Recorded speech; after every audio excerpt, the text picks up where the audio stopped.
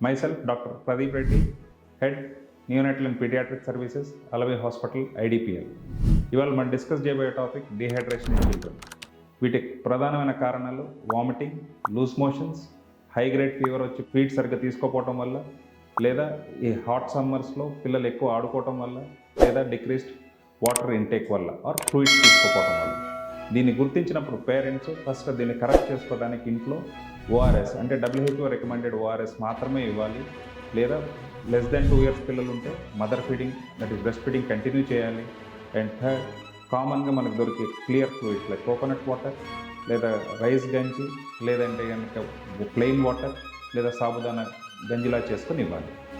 ఇవన్నీ ఇచ్చిన తర్వాత మనకి ఫ్లూయిడ్ ఇంటేక్ ప్రాపర్గా ఉందా లేదా తెలుసుకోవడానికి కొన్ని లక్షణాలు ఉన్నాయి.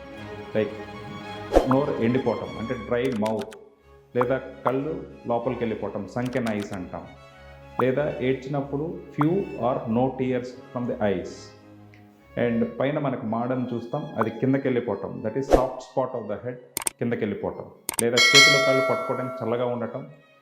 అండ్ పిల్లలు యూరిన్ పోసే ఫ్రీక్వెన్సీ తగ్గిపోవటం, యూజువల్గా 7 times వెళ్ళాలంటాం, అందుకంటే తక్కువ వెళ్ళటం 24 గంటల్లో. అండ్ ఇట్లాంటి పిల్లలు చిరాగ్గా ఉంటాం, లేదా ఎక్కువ వాటర్ ఇవ్వగానే గబగబా హడావిడిగా తాగటం. పైన ఉన్న నేను చెప్పిన లక్షణాలు ఏ ఉన్నా కానీ ఇమ్మీడియట్గా డాక్టర్ని కన్సల్ట్ అవ్వాలి.